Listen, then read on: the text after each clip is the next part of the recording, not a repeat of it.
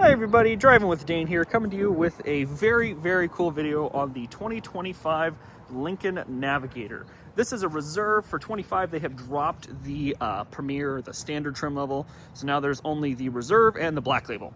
Black label, of course, is only available through black label specific dealers. You can see this one does have the 24-inch rims, and I did kind of a brief walkthrough, but this car is cleaned up. It's actually a special order, so we got to do this kind of quick. Of course, one of the big headline pieces is the split open tailgate. Both sides are power, which is super cool. And me and one of my colleagues just did a count, and there are actually 12 USB-C ports in this car. So there's 2 there, 2 up there, 2 on that side, 2 for the second row passengers, and 2 for each second row passenger, and 2 in the very front.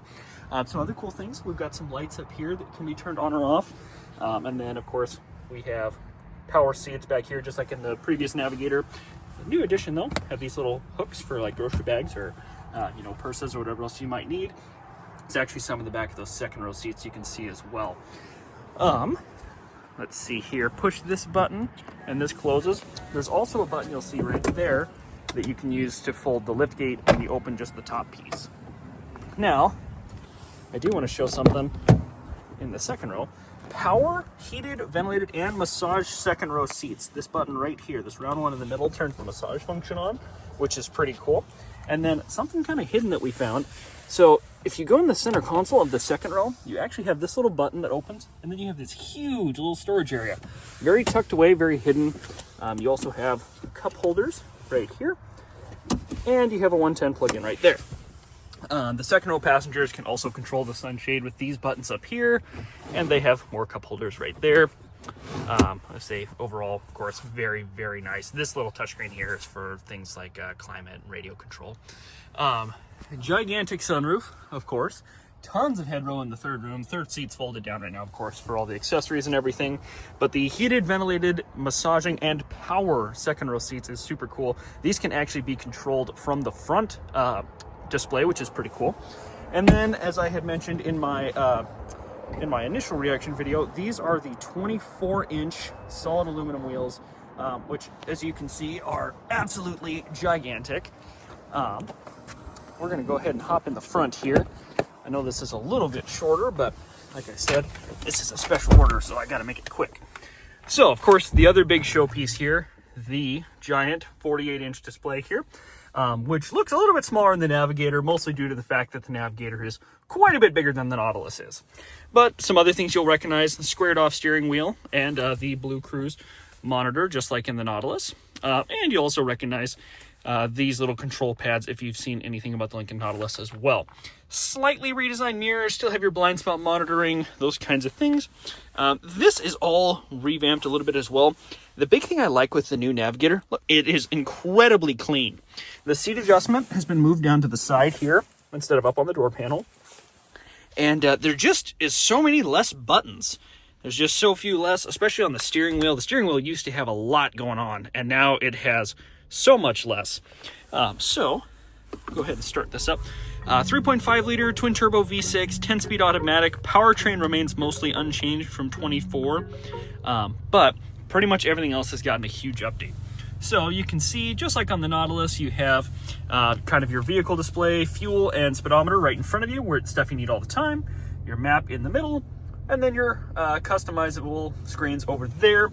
You can customize those with this button right here, and then you can do things like pull and drag fuel economy over the compass, and then you'll see fuel economy show up there. Push button, gear shift stays the same. This crystal shift knob I actually really like. I think this one looks a little bit better than the one in the Nautilus personally, but of course that's a little subjective. Wireless charge pad for a phone, USB, USB-C, and then of course we have center console here, which is huge. We also have our Lincoln Digital Scent, which is very nice. All super cool. Some other cool things you can do: if you push this button, you'll watch up there, you can see adjustments. So this is actually how you adjust each mirror. So then you can see that that's how I would move the mirror up, down, right, or left. It's also how you move things like the steering wheel and how you do the pedals. which is super cool, very intuitive actually as soon as you know it's there. And then of course you have your normal audio controls. This side is of course all for cruise, which I'm not moving right now, but that's how you would adjust your cruise control. Some other cool things, this display here is actually very, very similar to the one in the Nautilus, which of course by design with it borrowing this display up here as well. There were some cool things though. If you go to seats, you can see you can actually move the front passenger seat. So I can move that seat forward from the driver's side. I can actually recline it or tilt it forward. And I can actually move the second row seats forward as well. So I'm gonna hit this forward button. And you can see that seat will move forward and tip forward. And it will actually push this headrest forward and then kind of rock back. And then I can hit, do the same thing for that side. And you can pause and interrupt as needed.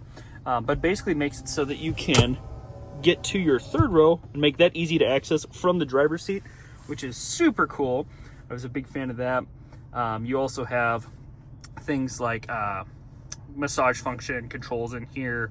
A lot of these controls are the same as the Nautilus. You can open the lift gate from here. You have all your different drive modes, the graphics have changed, but the functionality is basically the same as well. Let's see, adjusted massage.